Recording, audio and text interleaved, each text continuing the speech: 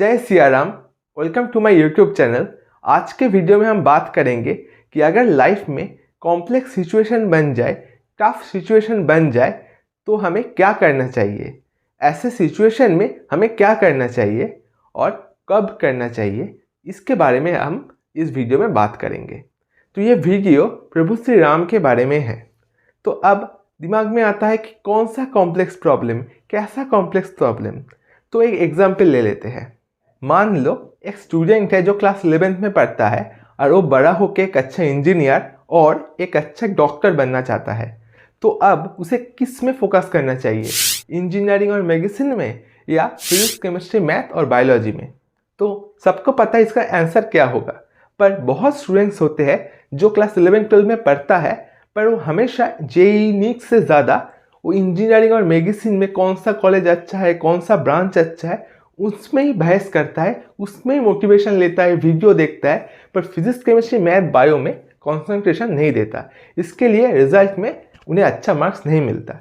उन बच्चों के लिए क्या करना चाहिए, ये एक बड़ा सा क्वेश्चन है। अब देखते हैं, अगर वो स्टूडेंट क्लास 12th में आ गया और एग्ज़ाम के 6 महीने पहले उसे लगने लगा कि जेईई नीट और इंजीनियरिंग मेडिसिन उसके लिए नहीं बना है, उससे सिंगिंग और डांसिंग में जाना चाहिए। 1.5 साल बहुत मेहनत दिया, बहुत मेहनत किया, पर लास्ट 2 मंथ से उसे लग रहा है कि सिंगिंग, डांसिंग और यूट्यूब ये उसके लिए बेस्ट इंडस्ट्री है। जेईई नीट और इंजीनियरिंग मेडिसिन उसके लिए बेस्ट नहीं है। 1.5 साल बहुत मेहनत किया, 6 महीने अब और है एग्ज़ाम के लिए।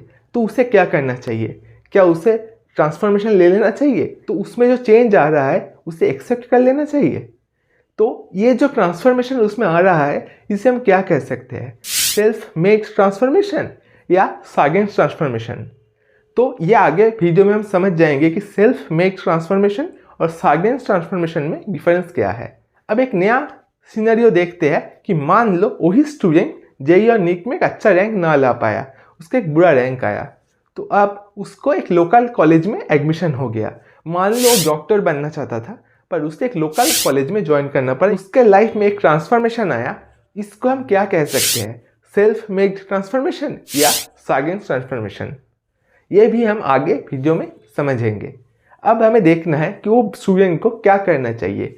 क्या उसको कॉलेज में जाके रिग्रेट करना चाहिए, क्यों मैं जेईई नीट में अच्छे से नहीं पढ़ा, क्यों मैंने नहीं पढ़ा कि अपने फिजिक्स, केमिस्ट्री, मैथ, बायो ये करना चाहिए, ना कि उसे इंजीनियरिंग मेडिसिन में फोकस करना चाहिए। अगर वो अपने इंजीनियरिंग में और जो भी पढ़ रहा है उसमें फोकस करना चाहता है तो उसे कैसे फोकस करना चाहिए, क्योंकि हमेशा दिमाग में तो रिग्रेट रहेगा, क्यों मैंने वो कर नहीं पाया, क्यों मेरे से नहीं हुआ, क्यों मैंने कुछ अच्छे से पढ़ लिया होता तो आज मुझे यहाँ पे नहीं रहना पड़ता, क्यों मैंने फिजिक्स, केमिस्ट्री, मैथ, बायो अच्छे से नहीं पढ़ा।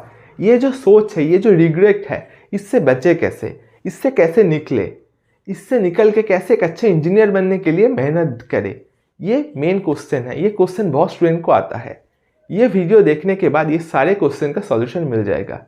तो पहले ये वीडियो अच्छे तरीके से देखो, उसके बाद इन क्वेश्चंस का सॉल्यूशन कमेंट बॉक्स में लिखो। जिसका कमेंट सबसे बेस्ट होगा उसका कमेंट को मैं पिन कर दूंगा। ओके, तो अब वीडियो देखते हैं। ये घटना प्रभु श्री राम के डेथ के बारे में है। प्रभु श्री राम को पता था कि हनुमान जी के रहते हुए कालदेव प्रभु श्री राम को अयोध्या से वैकुंठ लोक ले नहीं जा पाएंगे। तो प्रभु श्री राम ने एक लीला किया। प्रभु श्री राम ने अपने अंगूठी को नीचे गिरा दिया और वो अंगूठी घूमते घूमते एक छिद्र से पृथ्वी के अंदर चले गया और पाताल लोक पहुंच गया। और प्रभु श्री राम ने हनुमान जी को बोला कि वो अंगूठी ले आने के लिए। तो हनुमान जी ने तभी सूक्ष्म रूप धारण कर लिया और पाताल चले गए वो अंगूठी ले आने के लिए। तो पाताल जाने के लिए पहले आता है भूतलोक। तो भूतलोक जिसे प्रेतलोक भी कहा जाता है, भूतलोक में भूतराज रहते थे। तो भूतराज के साथ हनुमान जी का मुलाकात हुआ। भूतराज हनुमान जी को आगे बढ़ने नहीं देना चाहते थे, उनको वहाँ पे रोकना चाहते थे। तो हनुमान जी और भूतराज के अंदर एक द्वंद्व हुआ और हनुमान जी भूतराज को परास्त करके पाताल लोक की तरफ बढ़ गए। तो पाताल लोक की तरफ जाते जाते उनको मिला नागलोक। तो उन्होंने नागलोक पहुँच गए। नागलोक में हनुमान जी के साथ मुलाकात हुआ नागराज वासुकी जी का। तो हनुमान जी नागराज वासुकी जी को पूछा कि हनुमान जी यहाँ पे प्रभु श्री राम के अंगूठी घूमने के लिए आए हैं। तो नागराज वासुकी जी ने बोला हाँ, उन्हें पता है वो अंगूठी कहाँ है। ये सुन के हनुमान जी बहुत खुश हो गए और पूछा कि अंगूठी कहाँ पर है। तो नागराज वासुकी जी उनको एक पहाड़ के पास ले आए। जब हनुमान जी उस पहाड़ को बहुत अच्छी तरीके से देखा तो उनको पता चला कि वो पहाड़ एक्चुअली अंगूठियों से बना हुआ है। तो हनुमान जी जब अंगूठी के पास गए और पहला अंगूठी को हाथ में लिया तो उन्होंने देख के समझा कि ये अंगूठी प्रभु श्री राम के है। तो हनुमान जी बहुत खुश हो गए। तब उन्होंने फिर से देखा कि दूसरा जो अंगूठी है वो भी प्रभु श्री राम के ही है। उन्होंने लिया, देखा कि तीसरा अंगूठी भी प्रभु श्री राम के है। उनको समझ में नहीं आया सारे अंगूठी प्रभु श्री राम के कैसे हो सकते हैं। तो उन्होंने पूछा नागराज वासुकी जी से कि ये सारे अंगूठी प्रभु श्री राम के कैसे हैं। तब नागराज वासुकी जी ने बोला कि हर एक कल्प में एक त्रेता युग होता है। कल्प मतलब सत्ययुग से लेकर कली युग, ये एक कल्प है। सत्ययुग, उसके बाद त्रेता युग, उसके बाद द्वापर युग, उसके बाद कली युग, ये साइकिल एक कल्प है। ओके, तो हर एक कल्प में एक त्रेता युग आता है और हर एक त्रेता युग में जगदीश्वर भगवान प्रभु श्री राम के रूप में आते हैं।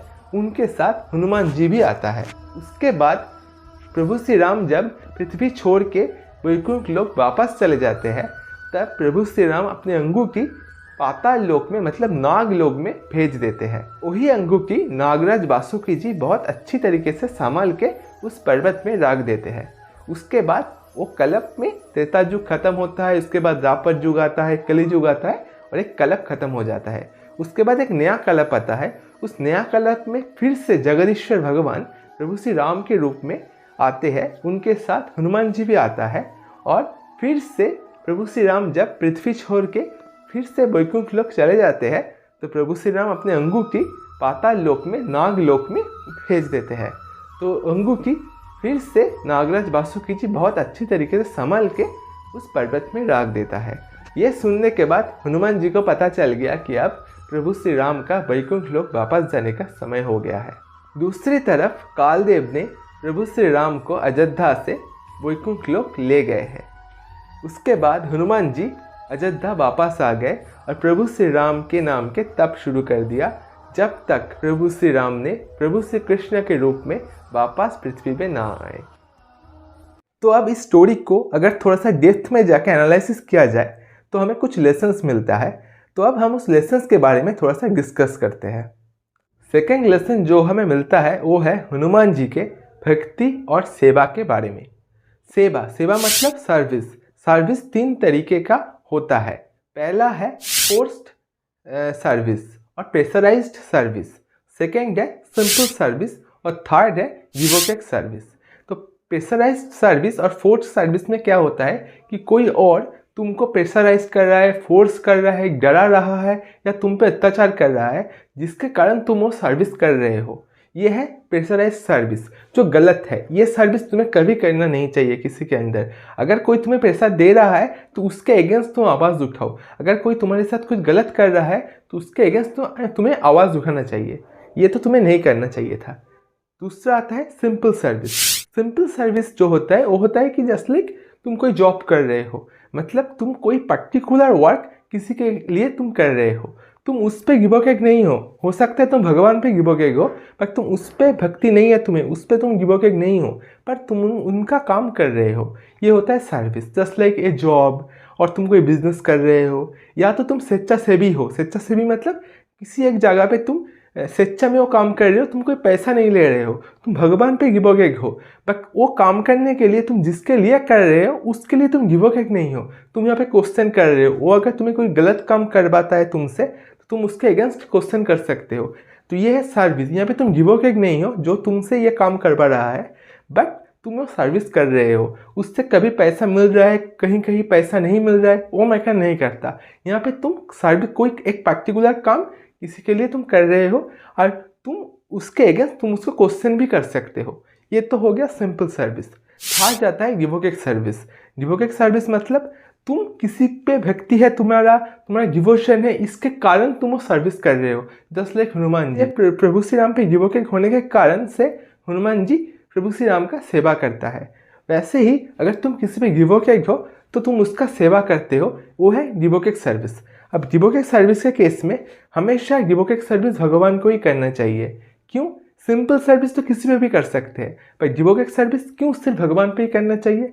क्योंकि गिवोकेक सर्विस के केस में तुम जो जिसके ऊपर तुम गिवोकेट हो, तुम उसको हमेशा सोचोगे वो सत्य है, वो हमेशा सही है, तुम उसका गलत सोच ही नहीं सकते, तुम उसके हर बात मान लेते हो। अगर तुम्हें किसी के ऊपर भक्ति है, किसी के ऊपर डिवोशन है, उसको कोई बात के अगेंस्ट तुम क्वेश्चन ही नहीं करोगे। बट इंसान गलती तो करता ही है, इंसान गलती कर सकता है, तो अगर वो गलती करता है तो तुम उसकी गलती को भी मान लोगे और उसको भी सही सोच लोगे।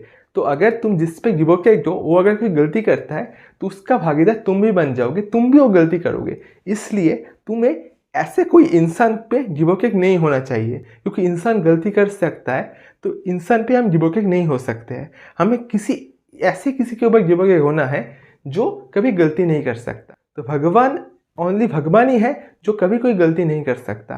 तो गिवोकेट सर्विस ओनली भगवान के ऊपर होना चाहिए। जस्ट लाइक हनुमान जी प्रभु श्री राम पे गिवोकेट है। हनुमान जी प्रभु श्री राम का गिवोकेट सर्वेंट है, गिवोकेट सर्विस करता है हनुमान जी प्रभु श्री राम का। तो ये जो स्टोरी है, यहाँ पे हम देख रहे हैं कि हनुमान जी प्रभु श्री राम का गिवोकेट सर्विस है। तो गिवोकेट सर्विस सिर्फ भगवान के साथ ही करना है।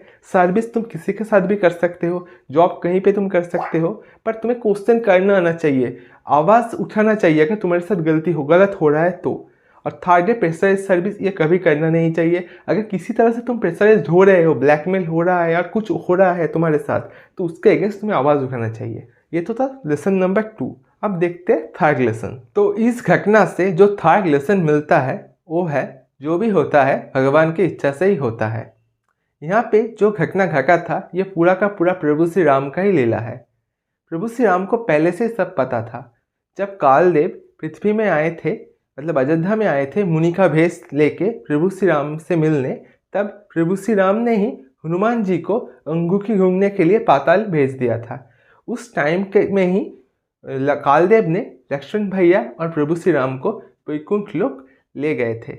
तो अगर प्रभु श्री राम हनुमान जी को पाताल नहीं भेजते तो कालदेव मुनि का भेष धारण करके लक्ष्मण भैया को तो वैकुंठ लोक भेज देते, पर प्रभु श्री राम को भेज नहीं पाते, क्योंकि बीच में हनुमान जी आ जाते और हनुमान जी कालदेव को भगा देते। इसलिए यहाँ पे प्रभु श्री राम ने पहले से ही हनुमान जी को पाताल भेज दिया था अंगूठी लाने के लिए। जिस समय में ही कालदेव ने ये घटना घटाया और पहले लक्ष्मण भैया और बाद में प्रभु श्री राम ने पृथ्वी छोड़कर वैकुंठ लोक चले गए। इससे समझ में आता है ये पूरा घटना प्रभु श्री राम ने ही बनाया था, ये पूरा घटना प्रभु श्री राम का एक लीला था। तो इस लीला के साथ ही प्रभु श्री राम ने अयोध्या को छोड़कर वैकुंठ लोक चले गए थे। ये तो था थर्ड लेसन। अब देखते हैं फोर्थ लेसन। फोर्थ लेसन है वो है ट्रांसफॉर्मेशन के बारे में। तो यहाँ पे 2 टाइप का ट्रांसफॉर्मेशन हुआ था। एक तो प्रभु श्री राम के लाइफ में जो ट्रांसफॉर्मेशन आया था, दूसरा है हनुमान जी के लाइफ में जो ट्रांसफॉर्मेशन आया था। पहला ट्रांसफॉर्मेशन है जो प्रभु श्री राम ने खुद अपने लाइफ में ले आया था, और दूसरा जो हनुमान जी के लाइफ में आया था उसके पीछे हनुमान जी का कोई हाथ नहीं था। तो अगर तुम्हारे लाइफ में कोई ट्रांसफॉर्मेशन आता है जो तुम चाहते हो तुम्हारे लाइफ में आए, तो तुम्हें पहले देखना होगा क्या वो टाइम राइट है, वो राइट टाइम है उस ट्रांसफॉर्मेशन के लिए। तुम्हें देखना होगा कि उस ट्रांसफॉर्मेशन के लिए तुम्हें कुछ लॉस तो नहीं होगा।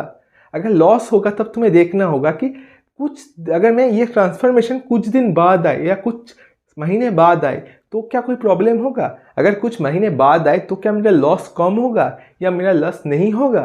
तो तुम्हें कुछ महीने बाद वो ट्रांसफॉर्मेशन ले आना चाहिए। अगर तुम्हें पता है कि नहीं ट्रांसफॉर्मेशन अभी लाना है, नहीं तो मैं ट्रांसफॉर्मेशन ले आ नहीं पाऊंगा, या ट्रांसफॉर्मेशन अगर अब छोड़ के कुछ दिन बाद मैंने ट्रांसफॉर्मेशन ले आया तो मेरा ट्रांसफॉर्मेशन जिस चीज़ के लिए होगा वो चीज़ ही मैं खो दूंगा, या तो मेरा और भी ज़्यादा लॉस होगा। इन दैट केस तुम्हें तभी ट्रांसफॉर्म हो जाना चाहिए। और अगर तुम्हें लगता है नहीं, अगर मैं कुछ देर रुक सकता हूँ, कुछ देर अगर मैं रुक के ट्रांसफॉर्मेशन ले आता हूँ अपने अंदर तो मुझे ज़्यादा फ़ायदा होगा, मेरा कम लॉस होगा, तो तुम्हें कुछ देर रुकना चाहिए। और अगर तुम्हें लगता है नहीं अभी मुझ में ट्रांसफॉर्मेशन चाहिए, कुछ दिन बाद अगर मैं ट्रांसफॉर्मेशन ले आता हूँ मेरे अंदर, तो मेरा जो सपना है वो कभी फुलफिल नहीं हो पाएगा। तो तुम्हें अभी ट्रांसफॉर्मेशन ले आना है। तो अगर ट्रांसफॉर्मेशन तुम्हारी इच्छा से आ रहा है तो तुम्हें सोचना होगा कब तुम चाहते हो तुम्हारे ट्रांसफॉर्मेशन, तुम्हें उस बारे में सोचना होगा, उसके ऊपर तुम्हें डिसीजन लेना होगा। पर अगर तुम्हारा ट्रांसफॉर्मेशन तुम्हारे हाथ में नहीं है, मान लो तुम्हारे लाइफ में किसी का मौत हो गया है और तुम्हारे कोई एग्जाम में तुम फेल कर चुके हो, ऐसा कोई ट्रांसफॉर्मेशन जो तुम्हें अभी डिसीजन लेना होगा। मान लो तुम यूपीएससी के लिए प्रिपरेशन कर रहे थे और यूपीएससी में तुम फेल हो गए, मतलब तुम यूपीएससी क्वालिफाई नहीं कर पाए। इन दैट केस अब तो तुम्हें एक ऐसा चेंज तुम्हारी लाइफ में आया है जो चेंज तुमने नहीं लाए, वो अपने आप आ गया। जैसे हनुमान जी के लाइफ में हुआ, हनुमान जी के लाइफ में प्रभु श्री राम हनुमान जी को छोड़ के चले गए, पर ये जो चेंज आया था हनुमान जी के लाइफ में, ये हनुमान जी ने नहीं लाया था, पर हनुमान जी के लाइफ में आ गया था। ऐसे चेंज के टाइम तुम्हें जो परिवर्तन आया है, जो चेंज आया है, जो ट्रांसफॉर्म हुआ है, उस पर ज़्यादा गौर मत करो, उसके लिए ज़्यादा सोचो मत कि क्यों ये प्रॉब्लम आया, क्यों ये हुआ। उससे ज़्यादा सोचो उस प्रॉब्लम का सॉल्यूशन क्या है। ये जो चेंज आया, ये जो ट्रांसफॉर्मेशन तुम्हारी लाइफ में आया, इस ट्रांसफॉर्मेशन का सॉल्यूशन क्या है। अगर तुम कोई एग्जाम में फेल कर जाते हो तो उस मैं तो फेल कर गया, डिमोटिवेटेड हो गए, इसमें ज़्यादा गौर मत करो। इसमें गौर करो कि उस जो फेल हो गए, क्या करने से तुम फिर से पास हो जाओगे, या तुम्हें क्या करना चाहिए, इस पे तुम्हें ज़्यादा गौर करना है। जैसे कि यहाँ पे हनुमान जी ने भी, जब प्रभु श्री राम हनुमान जी को छोड़ के चले गए वैकुंठ लोक, तब हनुमान जी ने भी प्रभु श्री राम के नाम का तपस्या शुरू कर दिया। वैसे ही उन्होंने भी इस प्रॉब्लम का सॉल्यूशन निकाला कि हाँ, मैं तो प्रभु श्री राम के पास नहीं जा सकता, पर मैं प्रभु श्री राम का नाम का तप कर सकता हूँ, जिससे मुझे बहुत खुशी मिलेगी। तो इसलिए प्रभु श्री राम का नाम का तप शुरू कर दिया हनुमान जी ने। ऐसे ही तुम्हारे लाइफ का जो प्रॉब्लम है, उस प्रॉब्लम का सॉल्यूशन ढूंढो। उसके लिए ज़्यादा डिमोटिवेटेड मत हो कि मेरा लाइफ में ये प्रॉब्लम आया या मेरे लाइफ में ये चेंज आया, नहीं, उसमें ज़्यादा मत सोचो।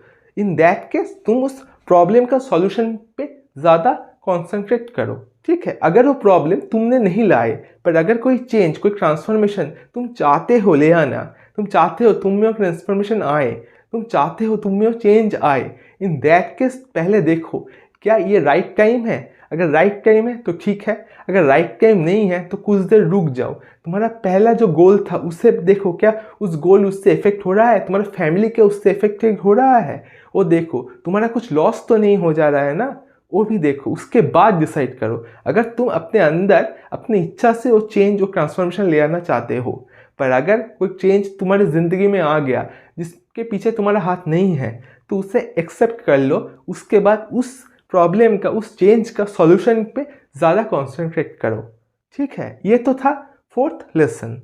तो अब बात करते हैं 5th लेसन के बारे में। तो 5th लेसन है लाइफ साइकिल के ऊपर। जो भी इस दुनिया में है वो एक न एक टाइम स्टार्ट हुआ था, एक न एक टाइम ख़त्म होगा। ये यूनिवर्स भी एक न एक टाइम स्टार्ट हुआ था और एक न एक टाइम ख़त्म होगा। समय में हर चीज़ का एक शुरुआत है, हर चीज़ का एक अंत है। हमारा ज़िंदगी भी ऐसे ही एक वक्त शुरू हुआ था, हमारा जन्म हुआ था, एक टाइम हमारा ये जीवन ख़त्म भी होगा। यहाँ पे जो युग है, जो कल्प है, उस कल्प का भी एक शुरुआत होता है सत्ययुग के साथ, और फिर से उसका अंत हो जाता है। उसके बाद फिर से एक नया कल्प शुरू होता है और उसका भी अंत होता है। वैसे ही हमारा जीवन में भी एक शुरुआत है, उसके बाद हमारा जीवन भी अंत होगा। ये जो साइकिल ऑफ टाइम है, यहाँ पे सत्ययुग, त्रेता युग, द्वापर युग, उसके बाद कली युग। ऐसे ही हमारा जीवन में पहले जन्म होता है, उसके बाद हमारा ज़िंदगी आगे बढ़ता है, उसके बाद मौत होता है। तो ऐसे ही जीवन भी चलता है एक साइकिल में, जन्म, जन्म के बाद जीवन, जीवन के अंत में मृत्यु।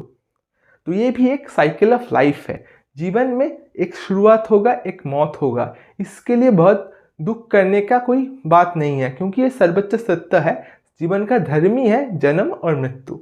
तो यहाँ पे सबसे इम्पोर्टेंट चीज़ है कि जीवन में हमें हमेशा जो कर्म करते हैं उसके ऊपर डिपेंड करके इस जीवन में हमें फल मिलता है।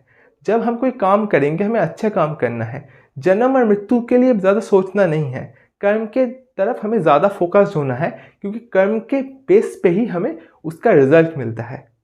ओके, हमें मेजर टारगेट कर्म पे करना चाहिए, और कर्म के ऊपर ही, मतलब वर्क के ऊपर ही डिपेंड करके भगवान हमें उसका रिजल्ट देते हैं। कर्म के ऊपर ही डिपेंड करके भगवान हमें उसका फल देता है। इसलिए कर्म पे हमें ज़्यादा फोकस होना है। हमें जन्म और मृत्यु लेके ज़्यादा सोचना नहीं है, कर्म पे ज़्यादा फोकस होना है, क्योंकि कर्म से ही हमें फल मिलता है। अगर हम अच्छे कर्म करेंगे तो भगवान हमें अच्छे फल देंगे, अगर हम बुरे कर्म करेंगे तो हमें भगवान बुरा फल देगा। तो हमें एक अच्छा कर्म करना है जिससे हमें एक अच्छा फल मिल पाए। हमें लोगों को मदद करना है, हमें कंट्रीब्यूशन करना है, लोगों के लिए काम करना है, अपने परिवार, अपने समाज, अपने जो देश, इसके लिए हमें काम करना है। अच्छे काम करेंगे तो अच्छा फल मिलेगा। तो जीवन का ये चक्र है, जीवन में जन्म भी होगा, मृत्यु भी होगा। जस्ट लाइक यहाँ पे बोला गया है कि हर युग का एक शुरुआत होता है, हर युग का एक अंत होता है। वैसे ही इस कल्प का भी एक शुरुआत है, उसके बाद ये कल्प भी अंत हो जाएगा। वैसे ही हर चीज़ का एक शुरुआत है, हर चीज़ का एक अंत है।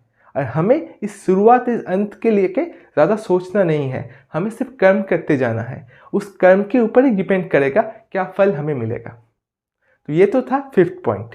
तो ये 5 लेसन हमें इस स्टोरी से मिलता है। अगर आपको ये स्टोरी अच्छा लगा है तो इस वीडियो को like, share, subscribe and comment करना। अगर इस वीडियो में आपको कुछ गलत लगा है या कुछ सही नहीं लगा है तो उसके लिए मुझे क्षमा करना और कमेंट सेक्शन में जय सिया राम लिखना।